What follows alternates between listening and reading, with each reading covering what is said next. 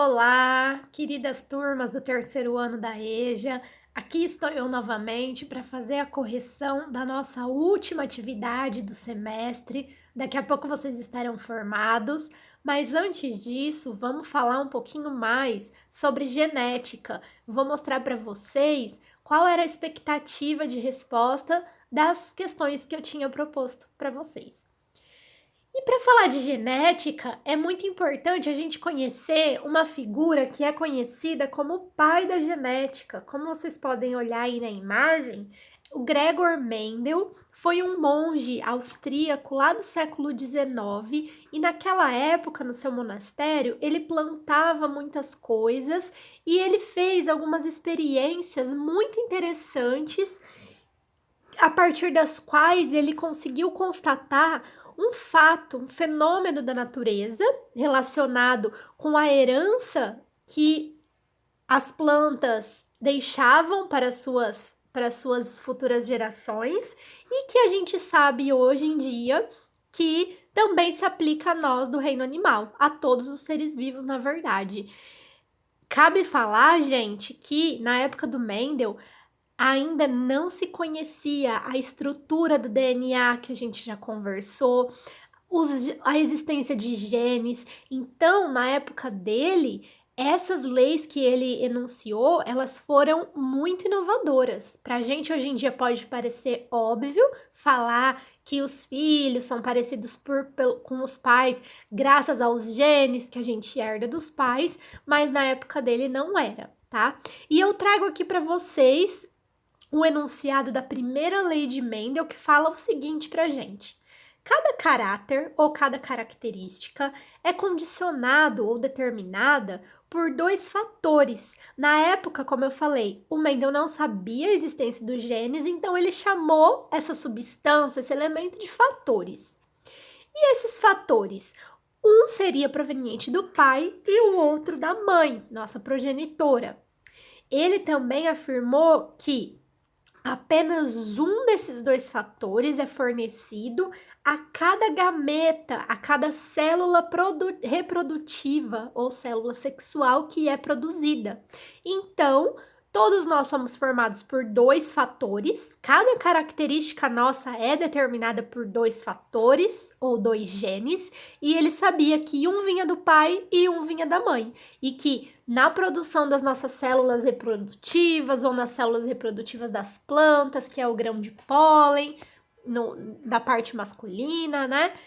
Ele sabia que apenas um fator estaria contido ali, que se combinaria com a parte feminina, no caso o óvulo feminino, para gerar então um ser completo. E o que ele analisou das plantas? Ele fez um longo e um extenso estudo onde ele, estudando plantas de ervilha, analisou características como a textura da ervilha, se ela era lisa ou rugosa, a casca cinzenta ou branca, a cor da própria semente de ervilha. Aqui a gente está acostumado a ver ervilha verde, mas ele tinha lá também ervilhas de grão amarelo. Se a planta era alta ou baixa, se a vagem era lisa ou ondulada, verde ou amarela, e também a disposição das flores e vagens, se elas ficavam ao longo dos ramos da planta ou se elas ficavam só nas extremidades. Isso tudo ele olhou, mas eu vou falar aqui com vocês de apenas uma característica, que é a cor da ervilha. Então, um dos experimentos que ficou bastante conhecido do Mendel foi o seguinte: ele separou plantas que geravam apenas ervilhas de cor amarela e plantas que geravam apenas ervilhas de cor verde. Cruzando essas plantas entre si, sempre uma dava só ervilha amarela e outra dava só ervilha verde. Essas linhagens ele chamou de linhagens puras, tá? Que só tinha aquela característica para expressar. E ele pegou então duas plantas para reproduzir. A primeira geração, então, ali, que a gente chama de P, são os pais, né? A geração parental que a gente fala. cruzando uma planta que dá ervilha verde com uma planta que dá ervilha amarela. E ele obteve uma primeira geração de filhos, que ali está representada na imagem como F1. E o que ele observou? Que todas essas plantas filhas deram somente vagens com ervilhas amarela na época da sua reprodução. E aí, primeira constatação, a característica verde desapareceu nessa primeira geração, mas ele continuou seu experimento e cruzou plantas dessa primeira geração F1 entre si. Diferente da gente, as plantas irmãs elas podem cruzar entre si, tá? Então ele pegou plantas irmãs dessa primeira geração e cruzou umas com as outras. E aí tiveram uma nova geração de plantas, agora chamada F2, e quando essas plantas produziram vagem, dentro dessas vagens ele encontrou algumas ervilhas verdes, tá? Na proporção de uma ervilha verde para cada 3 amarelas. Então, dos 100% de ervilha que ele tinha ali, das sementinhas, 25% daquelas ervilhas eram verdes. Ou seja, a característica verde não estava presente nos pais, né, nas plantas mãe que geraram essas plantas de semente verde, mas essa característica apareceu. Onde será que ela estava, né? E outra constatação muito importante que o Mendel fez, a característica amarela, ela dominou sobre a verde. Então, a característica amarela foi chamada de dominante e a característica verde foi chamada de recessiva. Aí, com a explicação dos genes, o que a gente tem? O que significa esse dominante e recessivo? A gente fala que um gene é dominante ou uma característica é dominante quando, mesmo em uma única dose, em apenas uma unidade do parzinho que a gente já sabe que existe em cada ser vivo, ele vai determinar uma característica. Então, se a planta tivesse apenas um gene que determina a cor amarela na ervilha, ela já teria suas ervilhas amarelas. E a cor verde, que é recessiva? O que significa esse recessivo? Uma característica, um gene recessivo, é aquele que, para expressar a sua característica, que a gente já sabe que significa fenótipo, ele precisa estar em dose dupla, ele precisa ter os 2 genes que determinam aquela característica para ele aparecer. Então, apenas quando a planta recebia um gene de cor verde do pai, da planta pai, e um gene de cor verde da planta filha, é que ela então expressava essa cor verde. Um outro exemplo que a gente consegue usar para falar de dominância, mais próximo da gente, são as cores dos olhos em humanos, tá? Qual a característica aí é recessiva? Pensa rápido aqui comigo. A característica cor de olho azul, verde e castanho. A recessiva, gente, é a cor azul. E a cor verde também é recessiva para um gene. Tá vendo que vocês veem 2 letrinhas aí para cada cor de olho? Então, a gente tem 2 genes que determinam a cor de olho, tá? Que, na verdade, eles produzem os pigmentos que vão dar a cor do nosso olho. O gene B e o gene G. A gente representa o recessivo com letrinhas minúsculas. Então, o que tá querendo dizer o Bzinho do olho azul? Que ele só tem genes recessivos para esse gene B. E Gzinho, que ele só tem genes recessivos para o gene G. Ou seja, quem tem um olho azul é porque tem genes que não produzem nenhum pigmento. E a pessoa só vai ter olho azul se ela tiver 2 genes desse mesmo tipo que não produzem o pigmento. O que acontece na cor de olho verde? A cor de olho verde, gente, olha lá o primeiro exemplo, Bzinho.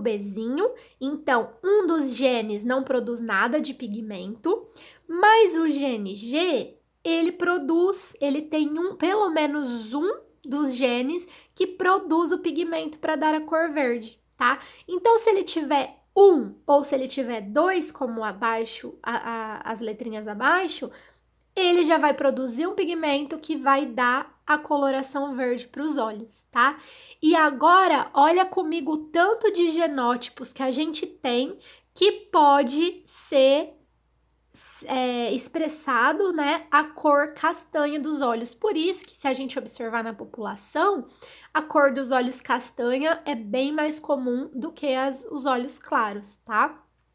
Vamos lá, olha só, Bzão, Bzinho, Gzinho, Gzinho. Ele tem apenas um gene B dominante, mas já é o suficiente para produzir a proteína que dá a pigmentação aos olhos, tá? E aí por diante, Bzão, Bzão, Bzão, Bzinho. Mesmo que ele tiver no gene G um Gzão, que daria a cor verde, ela vai ficar oculta pelo pigmento castanho que foi produzido, tá? E a gente tem um genótipo que tem todos os genes dominantes, que é o Bzão, o Gzão, Gzão, tá? Esse, então, ele tem todos os seus genes dominantes. E mesmo assim, a cor castanha. Se a gente reparar na população, tem pessoas que têm um castanho mais claro, tem gente que tem um olho castanho quase preto. Por quê? Pela quantidade de pigmento que é produzida por esses genótipos que eu acabei de apresentar para vocês, tá? Dominante e recessivo já falamos, agora tem uma outra questão que cabe explicar para vocês. Eu não cobrei esses conceitos na última atividade, mas é importante saber que eles existem, principalmente para responder a primeira questão que eu propus. O que significa ser homozigoto ou heterozigoto? Homozigoto, gente, pensa que esse prefixo homo significa igual. O que é uma mistura homogênea? É que ela tá inteira igual, né? Quem já leu uma receita de bolo já viu lá, bata até a mistura ficar homogênea, até você não ver mais o que é o ovo, o que é o óleo, o que é a farinha, é tudo homogêneo, tudo igual.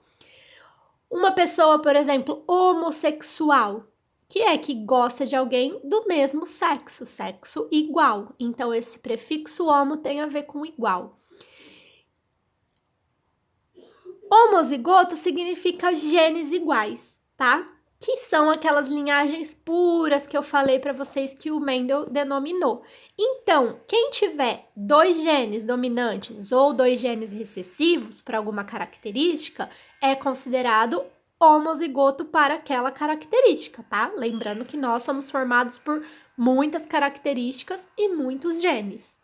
Mas quando a gente tá fazendo algum exercício, tá falando sobre isso, a gente vai estar falando de uma característica em particular, tá? Já o heterozigoto, hétero significa diferente, tá? Então, o heterossexual é aquele que tem interesse no sexo diferente do dele, por exemplo. Nesse caso aqui, heterozigoto é quem tem 2 genes diferentes, tá? Se ele vai ter necessariamente um dominante e um recessivo, que a gente sempre representa com letrinhas, qualquer que seja a letra do alfabeto, mais uma maiúscula e uma minúscula.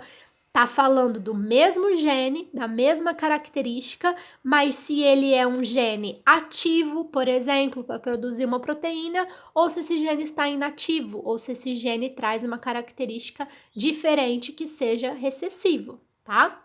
Então, ali na imagem tem para vocês, né? Dando o exemplo de 2 cromossomos que estão pareados, como a gente já viu, cromossomos homólogos, e tem uma faixinha ali vermelha que está representando o gene A.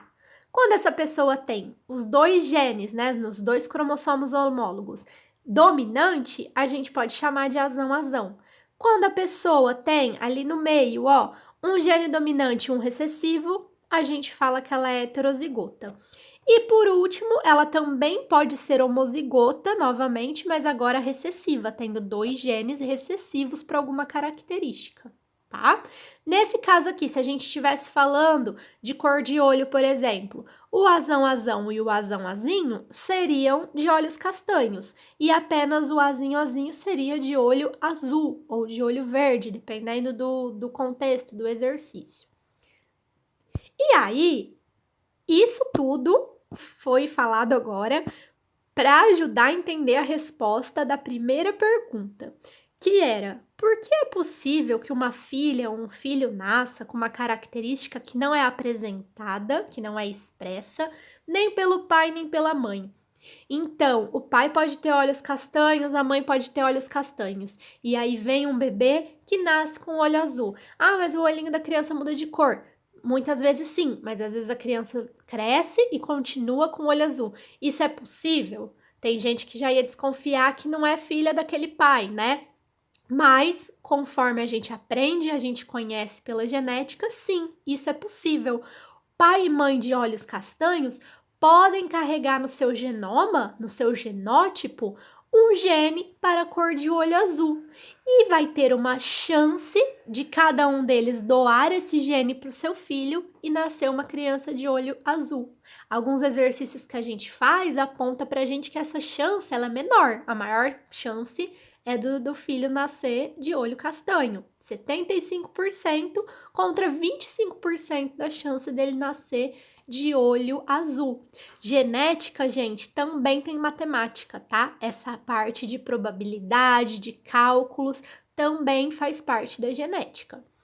E aí, então, a resposta seria essa, né? Usando os termos que a gente aprendeu. Porque o pai e a mãe podem carregar em sua genética e transmitir para seus filhos um gene recessivo. Isso é, um gene que determina uma característica apenas quando não houver um gene dominante presente. Uma outra forma de explicar, né? Portanto, o gene recessivo é aquele que, para fazer o seu fenótipo prevalecer, tem que estar em dose dupla. E assim, então, o filho vai ter uma característica que os pais não apresentavam.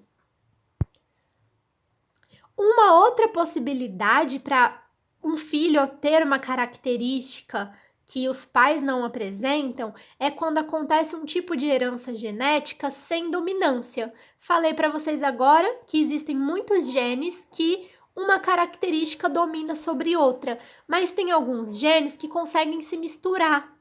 Por exemplo, temos a flor maravilha, que tem coloração de 3 tipos: vermelha, branca e rosa. Quando uma planta de flor vermelha cruza, né, poliniza, fecunda uma planta de flor branca, não vai ter uma dominância do vermelho ou do branco. Essas características elas vão se combinar e vão formar uma geração de flores rosas, tá? 100% de flores rosas na primeira geração, porque esses genes eles foram combinados. A mãe de flor vermelha só tinha o gene da cor vermelha para dar, então a filha ganhou um. E a mãe de flor branca só tinha o gene da cor branca, que é o gene que não produz o pigmento vermelho. O que acontece na flor filha? Ela tem um gene que está produzindo coloração, mas ele trabalha sozinho, então ele não tem força suficiente para produzir uma cor vermelha forte. Esse vermelho, né? Esse pigmento produzido em pequena escala, ele vai gerar uma coloração rosa aos nossos olhos, tá? É mais ou menos também o que eu falei para vocês que acontece na cor de olho. Existe uma dominância do castanho, mas mesmo assim a gente tem uma gama de cores de olhos, né? Tem vários tipos de castanho, tem alguns tipos de verde. Por quê? Porque os pigmentos eles estão sendo produzidos e eles vão se misturando lá dentro dos nossos olhos. E aí, a próxima pergunta que eu tinha feito para vocês, a alternativa B eu deixei a critério de vocês, cada um pesquisou, escolheu um exercício, alguns muito interessantes, usando essa nomenclatura que eu tratei aqui com vocês. E a alternativa C pedia para vocês pesquisarem e escolherem alguma alteração genética, alguma diferença genética do organismo humano, né? Podendo ser uma alteração que caracterizasse alguma doença, mas não necessariamente, né? Aí eu dei o exemplo da cor de olho, que eu tô trazendo aqui, dos tipos sanguíneos, que eu também vou falar, para vocês explicarem. Então, eu trouxe alguns exemplos aqui para a gente abordar. Um deles é a cor de olho, que eu já falei para vocês, né? Eu chamei lá de gene G e B, mas eles têm outros nomes, né? Gene G e gene B. E aqui explica certinho. Esse G, ele condiciona a cor verde para nossa íris, né? E Quando ele está recessivo, ele condiciona a cor azul, que é a ausência de pigmento, como eu falei. Já o BEI, ele tem um alelo dominante que produz o pigmento castanho, e se ele está recessivo, ele também mantém sem cor, né? No caso, azul. E aí, o que que acontece?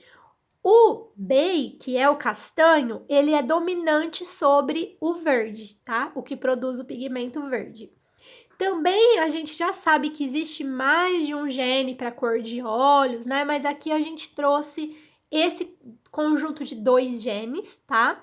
Para falar. Então aqui eu só trouxe brevemente para vocês verem os genótipos possíveis sendo combinados nesse quadrinho ao lado esquerdo e os fenótipos que eles vão gerar, para vocês terem a ideia de como essa combinação genética vai construindo as nossas características. O outro exemplo que eu falei, que é muito interessante, que também acontece algo parecido, é com o nosso sistema sanguíneo. Todos vocês devem saber o tipo sanguíneo, ou pelo menos já ter ouvido falar. Ah, eu tenho tipo O, tipo A, tipo AB. O que significa esse tipo sanguíneo, gente? É muita biologia que está envolvida, tá?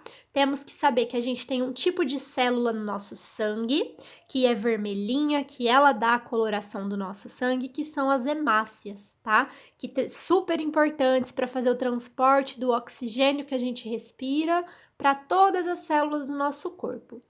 E as nossas hemácias, conforme a nossa genética, ela pode apresentar algumas proteínas na sua superfície, da sua membrana celular. Existem hemácias, como vocês podem ver ali no quadrinho, que possui apenas uma proteína, tá? Que tá desenhada em azulzinho lá. E a pessoa que produz essa hemácia, o corpo dela identifica essa proteína como sendo normal e tudo bem.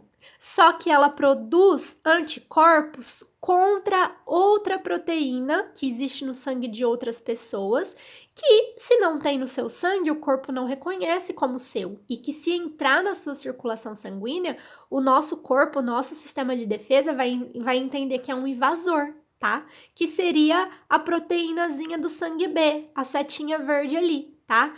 E já aconteceu, muitas pessoas já morreram por receber um sangue diferente do seu, com proteínas de superfície diferentes que o corpo reconhecia como estranho. E aí, o que o sangue faz é aglutinar, ele se solidifica, tá? E aí a pessoa, com seu sangue lá dentro espesso, solidificado, ela pode chegar, ela tem um choque, ela pode chegar até a morte, tá? E é essa reação, né, que é chamada de antígeno é o invasor, com anticorpos da pessoa que acontece quando a gente recebe um sangue diferente. Então, hoje em dia já se sabe que a gente só pode receber o sangue que é compatível com o nosso, que tem as mesmas proteínas que o nosso. Quem é do tipo A só tem a proteína do tipo A. Quem é do tipo B tem a proteína do tipo B. Se receber um sangue tipo A, o seu sistema imune vai produzir anticorpos contra aquilo, tá? Que é o que está sendo chamado lá em cima de anticorpos aglutininas, porque é ele que faz acontecer a aglutinação, tá? O sangue AB é aquele que possui as duas proteínas na membrana, tá? E aí, o que acontece? O corpo dele não produz anticorpos nem contra a proteína A e nem com a proteína B. O cara que tem esse tipo sanguíneo, ele é um sortudo. Ele pode receber sangue do tipo A, sangue do tipo B, sangue do tipo O, tá? A gente chama o sangue AB de receptor universal. Já quem tem o tipo de sangue O, o que acontece? Ele foi chamado de O para representar um zero, porque ele não tem nenhuma das duas proteínas citadas na sua superfície, tá? O que acontece? Se ele não tem essas proteínas nas suas células, o seu corpo não conhece elas, não reconhece elas como fazendo parte dele. Se ele recebe um sangue que tem a proteína A, a B ou a B, vai causar uma reação contra essas proteínas. Então, ele tem os dois anticorpos, contra a proteína A e contra a proteína B. E esse cara, ele é conhecido como o doador universal. Olha só que interessante, como a célula não tem essas proteínas, ele vai poder doar para todo mundo, que ninguém vai recusar essa hemácia dele, tá? Então, ele é o doador universal. Isso é um pouquinho sobre o nosso tipo sanguíneo. Sobre as doenças ou anomalias genéticas, eu trouxe algumas interessantes para falar para vocês aqui, que fazem a gente retomar aquele conteúdo de mitose, de meiose, que são algumas síndromes, assim chamadas, né?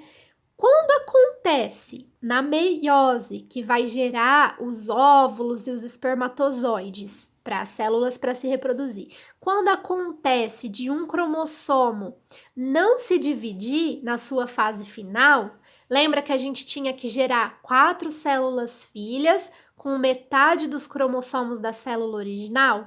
Então, as 2 primeiras ali estão certinhas, cada uma com um cromossomo. Só que as 2 últimas ali na direita, o cromossomo não separou. Uma ficou com ele todo e a outra ficou sem nenhum. O que acontece se esse cromossomo for o cromossomo sexual, X e Y, né? O pai, por exemplo, ele vai produzir um espermatozoide ali que tem o X e o Y, e ele vai produzir um espermatozoide que não tem cromossomo sexual nenhum. Se esse cromossomo, se essa célula, se esse espermatozoide se juntar com o óvulo que tem o X lá da mãe, vai gerar um indivíduo que vai ter no seu genótipo X, X e Y. Ele vai ter um X a mais que veio do pai. E isso vai gerar pessoas do sexo masculino, mas com algumas características diferenciadas por causa desse cromossomo a mais, tá? Uma estatura um pouco mais alta, os órgãos sexuais pouco desenvolvido. Aqui tem para vocês uma foto. Presença de mamilos mais desenvolvidos, e eles podem ter atraso na fala, déficit de atenção, algum nível de retardo mental. Então, algum desenvolvimento motor mais lento também, no desenvolvimento da criança. E quadris mais amplos, uma cintura, né, mais feminina do que a gente percebe nos homens. Então, essa é a síndrome de Klinefelter. Temos uma outra síndrome, que é a síndrome de Turner. Pensa que aquele espermatozoide que ficou sem nenhum cromossomo sexual dentro fecundou um óvulo que tinha lá o seu cromossomo certinho X. Vai gerar um ser vivo, um organismo, que tem apenas um cromossomo sexual, que é o X. E essa ausência de um cromossomo também vai trazer mudanças físicas na pessoa, que será agora do sexo feminino, tá? Mas ela vai ter uma estatura mais baixa, ela vai ter um tórax mais largo, seios menos desenvolvidos, com os mamilos mais separados, algumas diferenças na mão e nos cotovelos.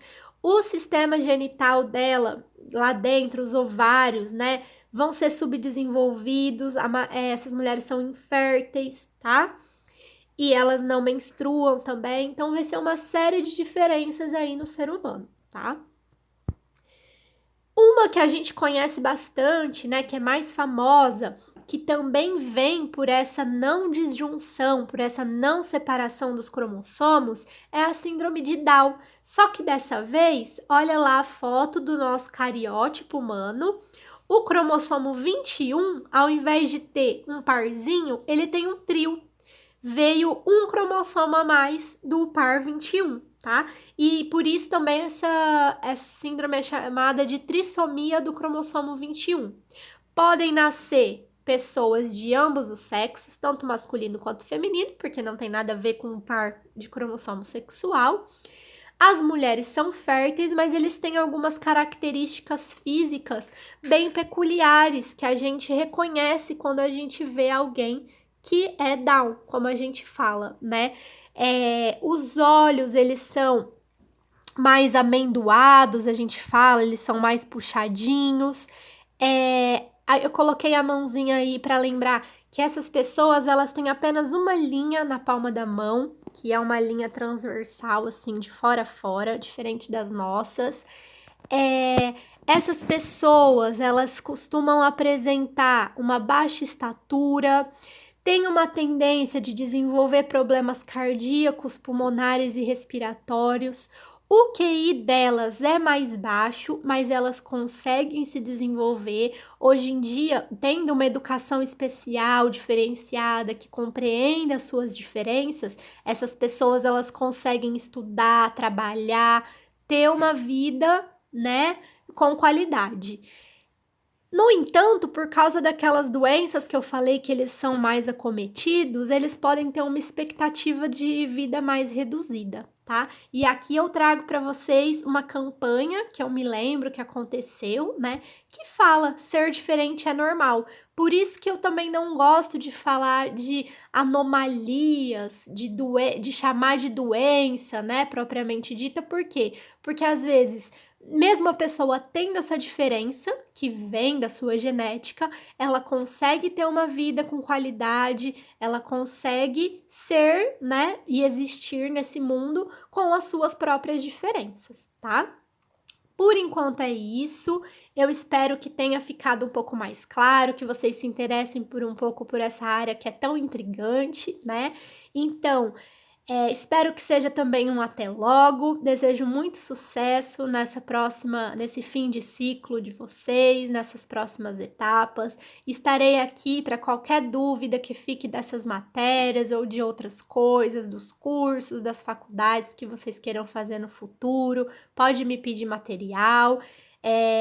Eu lamento que a gente tenha ficado um pouco distante nesses últimos meses, né? Tentando se acostumar aqui com esse mundo virtual.